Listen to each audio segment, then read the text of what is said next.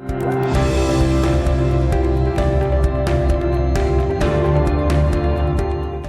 began my college career, I began majoring in political science because I wanted to spend my life fighting for what I believed in, human rights for all and equity for all. But as I traveled and I met people from various cultures, I realized that everyone had a story, everyone had a struggle and a plight. And so I decided to major in global studies from there on out because I wanted to continue learning about other cultures and others' differences and their experiences. And I realized that in the education system, there is a narrative that is inadequate, it is inaccurate, and it is unrepresentative of the minority. And ultimately, this feeds a superiority complex. It feeds hate, racism, and division, and ultimately imbalance. And this is why I wrote my children's literature series, The Tales of Camelia B. Because if we can highlight the minority and we can highlight others' contributions all over the world, it gives us an equal playing field. It influences unity and racial solidarity for the future.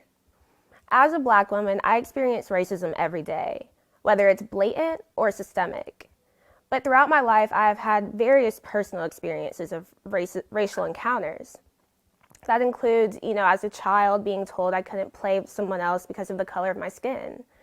Or my peers kind of not seeing me as a Black woman, but treating me as an exception to whatever their stereotypical definition of Blackness was.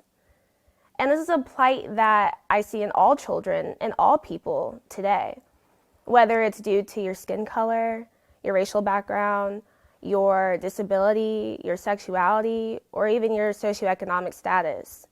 But at the end of the day, we are all human. We all are beautiful for our differences. We all have something to bring to the table.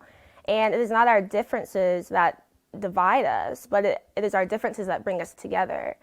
That's what America is. We are a melting pot of different cultures and backgrounds and experiences, and all of that is beautiful and all of that should be valued. What gives me hope for the future is knowing that there are relentless trailblazers among us, and I'm so happy to be among them.